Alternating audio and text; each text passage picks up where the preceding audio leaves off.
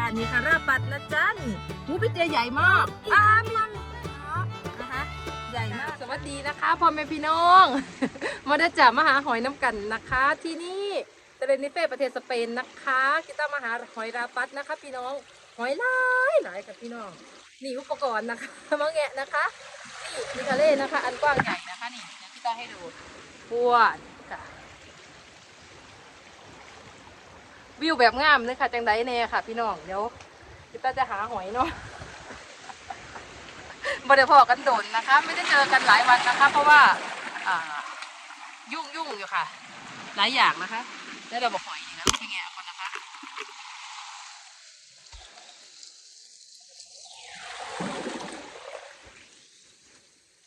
เฮ้ยเอาใจไม่ต้องมาลูกมาเอาบอกหอยนะคะมาทำไมไม่ต้องมาเดี๋ยวลื่นนี่นะคะเอาปลาที่ไหน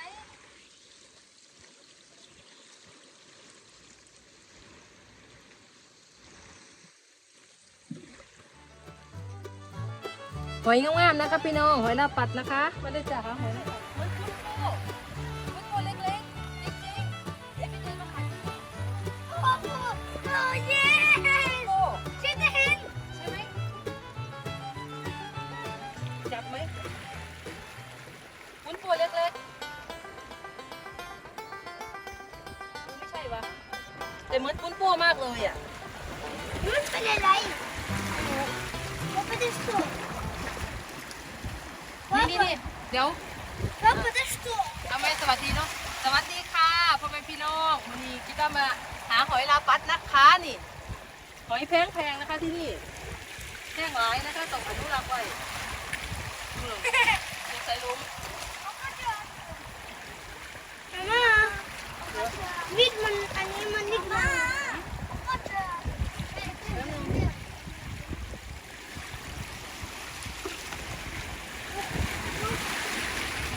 ใหญ่มากเลยอ่ะเดี๋ยวจับลาปัดจนล้มว้าวไปแล้วยิมนาสติกนี่มีดมันไม่ตรงนี่ค่ะเวลาจับมีดมันไม่ตรง ไปแทงเอาพุงใหญ่หมดเลยต้องทำให้มีดมันตรงสวัสดีครับไปเร็วดูสวัสดีครับอ๋อก็สวัสดีครับไปญี่ปุ่นมาเหรอ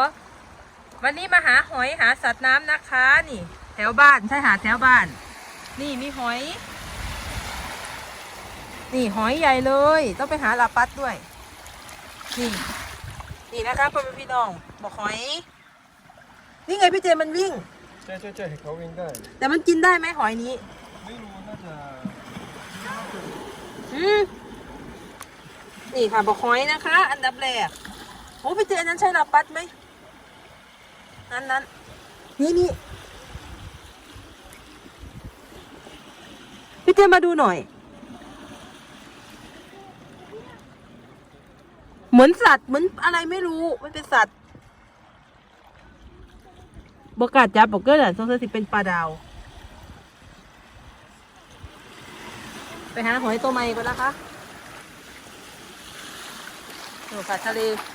กว้างไกลนะคะน่ะไพศาลนะคะแถวบ้านนะพี่น้องใช่หาดที่เขาคนมาจับจองอยู่นะคะของรัฐบาลโอ้บอกหอยนี่ค่ะหอยเยอะเลยนู่นเดินไปทางนู่นเอาลูกน้องจับหอยได้กี่ตัวยังไม่ได้เก็บสักตัวเลยเหรอนี่ไปเจอลาปัดอันนึงนี่เอามีดมาตัดมีดในกระเป๋าทีนี้มันลื่นนั่นแหละเดี๋ยวมาม่าตัดหอยพี่ใครจะถ่ายให้มาม่าต่อนี่นะคะลาปัดพี่เจเขาตัดยังไงอ่ะจริงใช่ไหมไม่รู้ไม่เคยเขาบอกอุ้ยนี่ไงได้แล้วนี่ใช่นี่เป็นลาปัดใช่มันใส่ในของนี่ลาปัดนะคะนี่ต้องเอาไม่มาเอาน้ำด้วยเหรอไม่วิกเตอร์จะไปทำหกลูกไปตักน้ำมาใส่ขวดตัวนี้ดูตักน้ำมาใส่ขวดเร็วๆนี่นะคะเดี๋ยวละค่ะ1 ตัวนะคะ เดี๋ยวไปหาตัวอีกนะคะให้หลายไหนลาปัดแก่เหรอนี่พี่เต้จะแงะไหมลูกแงะยังไงรู้ไหมพี่เจดูหน่อยพี่เต้จะแงะ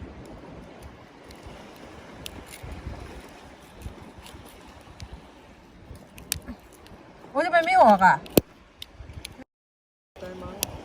มันไม่ตายหรอกถ้าตายมันต้องออกสิแต่พี่พุทธมีคนบอกว่าทำแบบนี้ก่อน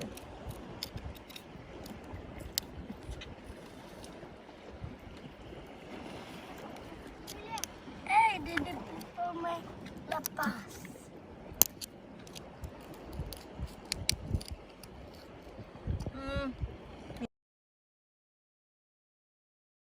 เอาน้ำมาเทใส่ มาเอาที่นี่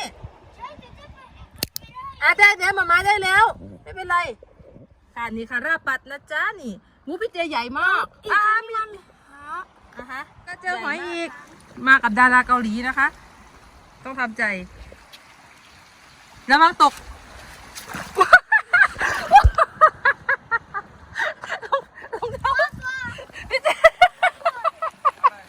ลาปัด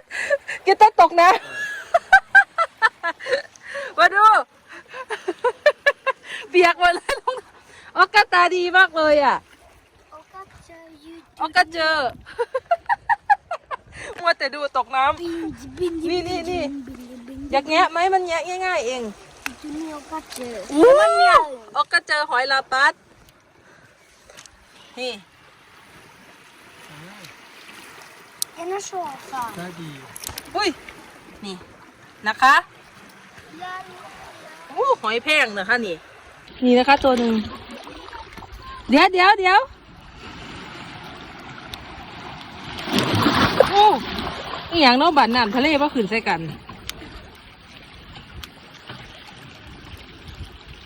จะบอกเขาบัด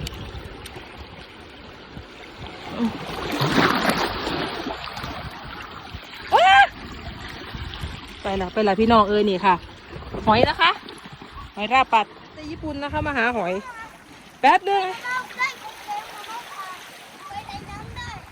มาไม่ว่ายน้ำใหญ่มากเหรอ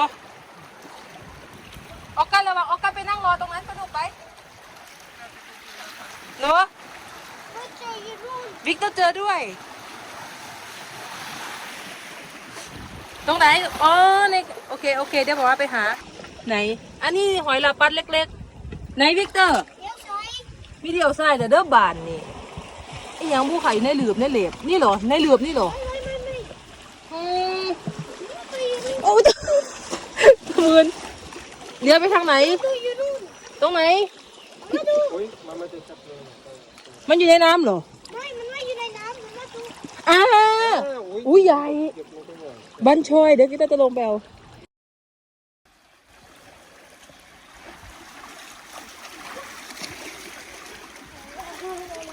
นี่นะคะหอยใหญ่ๆนะคะนี่ โอ้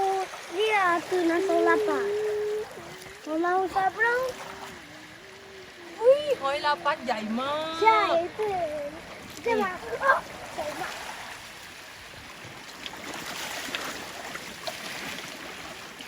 เอาใส่ที่บอกว่าตัวนี้ใหญ่ที่สุดพี่เจมันไม่เข้าเห็นไหม นี่นะคะมาหาบอกหอยลาปัดอยู่แถวบ้านนะคะใช่หาแถวบ้านนะคะพี่น้องหาเจ็บหอยเก็บยังกินเหรอเด้อค่ะพักหมดพักกับพ่อมีอยู่ค่ะแต่กับร้ายแต่กะไม่ขาเรือให้ลูกน้องมาจากเกาหลีนะคะลูกน้องมาจากเกาหลีมาหาหอยช่วยตาดีนะคะเอาไปเดินไปลูกน้องอัดใหญ่ๆนะคะนี่อย่าพยายามไปดูนะคะนี่เปลี่ยนสักขักแต่พี่น้องพี่ตรวจหมดเลยค่ะพี่น้องต้องไปบริเวณอันนี้มานี่ค่ะราปัดนะคะ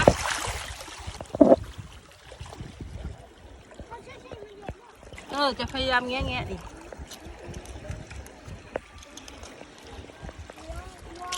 เป็นหน่วยละค่ะนี่ค่ะใหญ่ๆอย่ามานะเด็กๆอย่ามาออสการ์นี่นะคะสิเอาใส่กระเป๋าไว้นะคะนี่อยู่นี่เจ๊ดูหน่อยเดี๋ยวเอาใส่กระเป๋ามีปูนะคะปูใหญ่เห็ดตรงมงอยู่บันนี่ค่ะปูใหญ่มากค่ะ โอ้สัตว์ทะเลนะคะ อันนี้แม่งยังเนาะบาดนี่ใช่หรอแมงกลมๆขึ้นหน่วยบักสมสงสัยเป็นสัตว์ทะเลเลื่อนมาเห็นไหมมันถลอกหินที่นี่ลื่นมากเลย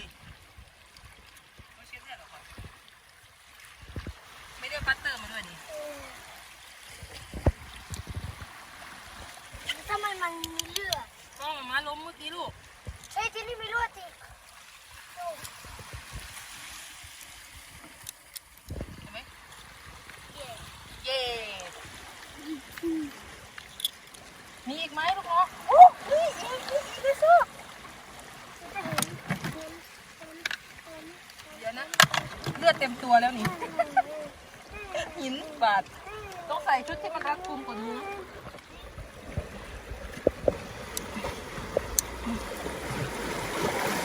เอาตกเลยสอกเอายังไงวะต้องแกะนี่ทำยังไงวะที่จะออกมาอ่ะ ไม่มีเล็กทำเล็ก มือเล็กที่ไหนเอาอุ้ยปีถ้ากว่าจะได้กินแล้วนี่ไปตัดพุงใหญ่อีกแล้วเหรอมีด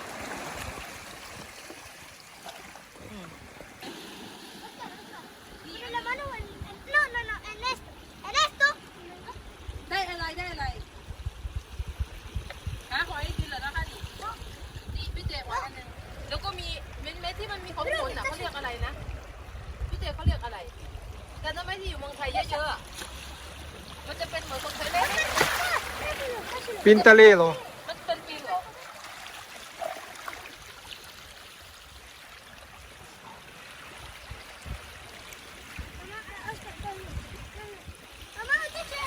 เจอไหนเดี๋ยวเอาพาไปเทสกินโอ้ไปแล้ว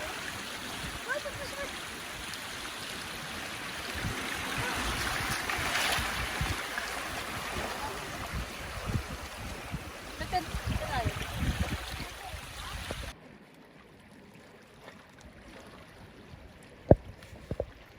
อยู่น้ำหรือยัง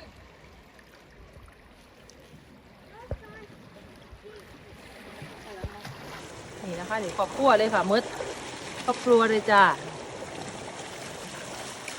จะเมนหอยคือกันนะคะเดี๋ยวแป๊บนึงเดี๋ยวกีตาไปเอากีตาดูหอยอันนี้ก่อนหอยอะไรมันเหมือนปูนี่ ปูเข้าไปอยู่ในเปลือกหอยเนาะ ใช่ ปูเล็กๆ ที่แรกคิดว่าเป็นหอยอ่ะ ที่ปูเฉฉวนอะไรเงี้ยที่เขาไปอยู่ เดี๋ยวไปดูหอยลาปัดด้านนั้นเนาะไหนพี่เจเห็นที่ไหนสองใส่ไม่ได้หินตรงนี้ไม่ค่อยลื่นถ้าไม่มีตะไคร้ตอนนั้นเบรกนี่ค่ะใหญ่ๆได้พอได้นะคะนี่ตัวใหญ่เลยพอได้อยู่ได้ละ นี่เดี๋ยวกีตาจะตัดนะคะนี่ตัดให้ดูตัดยังไงแงะยังไงเนาะพี่ใหญ่นะคะนี่ค่ะบอกหอยนะคะนี่ก็กันมาหาปูหาหอยกินแหละนะคะนี่ที่เลยนี่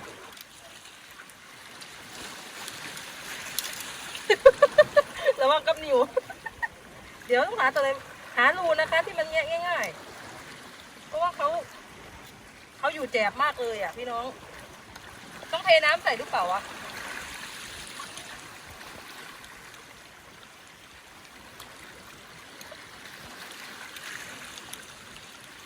เดี๋ยวนะเขาเหมือนแบบเขาไม่ลื่นเลยเข้าแล้วใส่น้ำ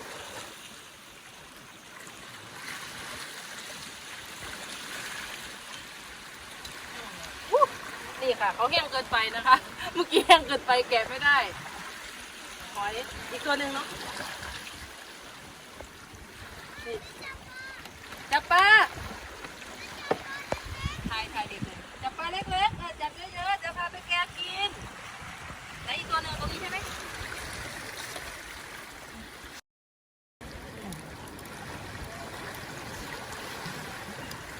แห้งอีกล่ะ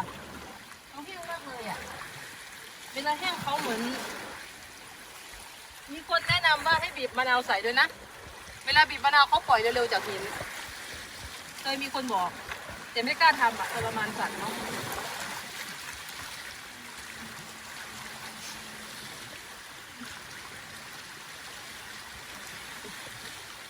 มีดไม่ตรง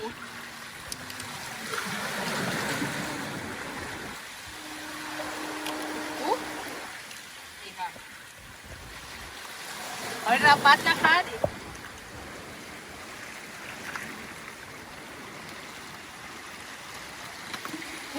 วันนี้จะแล้วแรงกับหอยราปัดนี่แหละ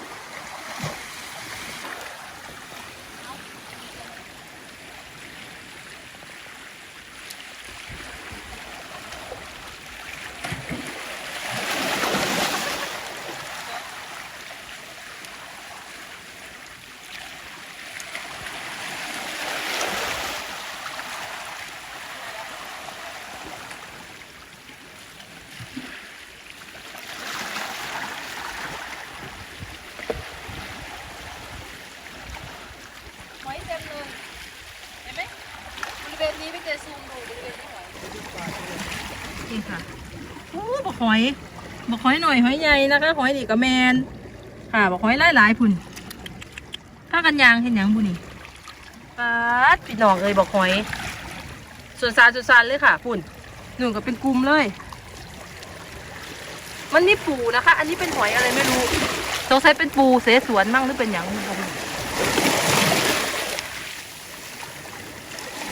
น้ำงามนะคะทะเลมีสัตว์เยอะค่ะที่นี่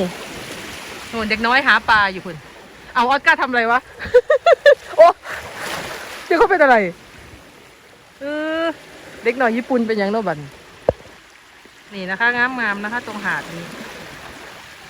เรือกับพ่อเรือนะคะนี่อยู่เกาะเด้อค่ะพี่น้องหากินปลากินปูนำนะคะ กินแต่พักกับโบ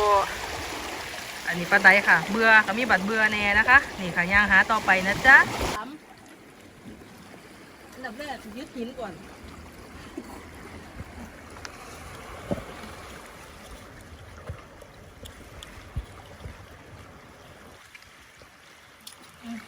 นี่พี่น้องบอกหอยนะคะนี่หาหอยนะครับทุกวันนี้หาหอยกินแล้วค่ะนี่เบื่อผักแล้วนี่อีก2 ตัวนะคะอยู่ปลายเท้านะคะ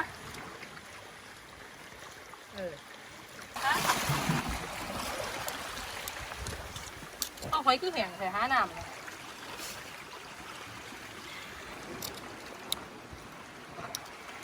หอยมันแห้งแล้วขอน้ำหน่อยหอยแห้งนะคะหอยแห้งต้องต้มน้ำไว้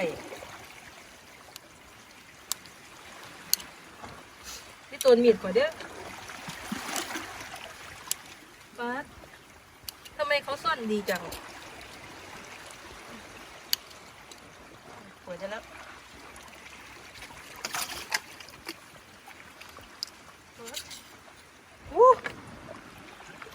นี่นะคะปีต้น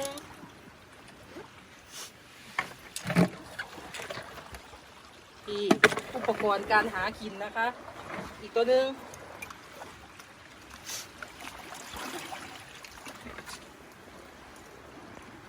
ตัวนี้ถ้าหลุดก็คงจะตกนี้ต้องรัดจากด้านล่างหรือเปล่า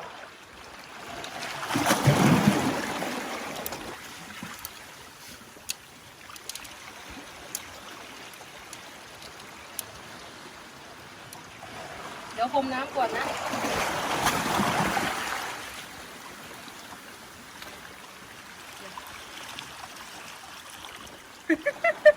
มันไม่สะดวก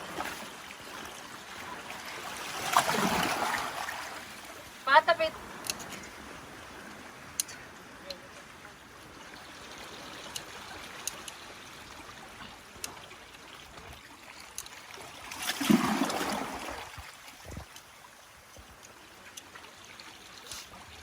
เดี๋ยวแป๊บนึงตั้งหลักก่อนก็ต้องหักเปลือกมันตรงนี้ไงถึงจะเข้าไปหาเนื้อได้เข้าได้แล้ว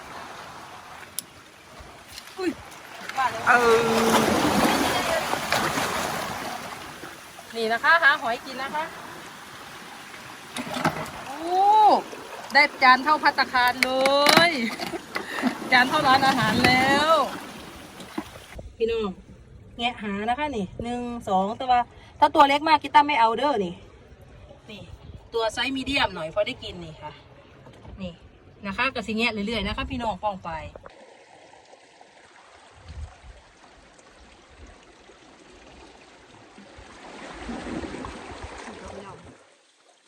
หอยงามๆนะคะพี่น้องหอยลาปัดนะคะมาได้จากหาหอยน้ำกันนะคะเด็กเกาหลีน้ำหานะคะพี่น้องใกล้จะเสร็จแล้วดูค่ะฮะได้กี่ตัวเดี๋ยวปลา2 ตัวมื้อนี้พ่อแกงเหลือบานนี่เดี๋ยวปลา2 ตัวแล้วอย่ามาเดี๋ยวมาไปใกล้จะเสร็จแล้ว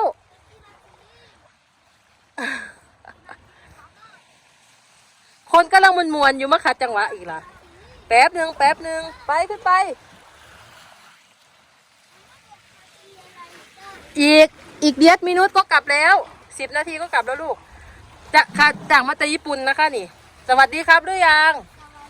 วันนี้มาอะไรครับมาหาหอยช่วยมามีนะครับไปเดี๋ยวมาจะออกแล้วนี่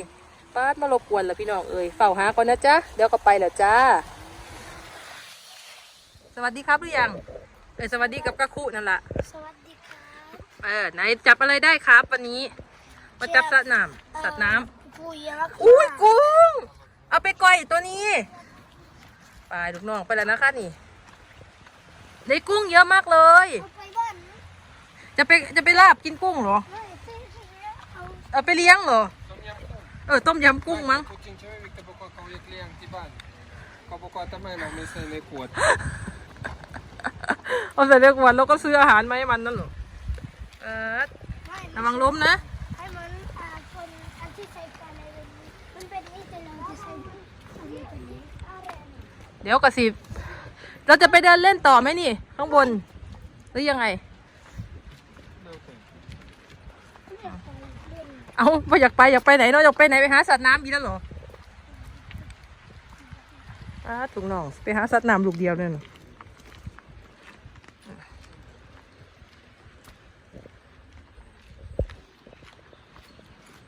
นี่ลูกน้องไปนั่นไปนั่น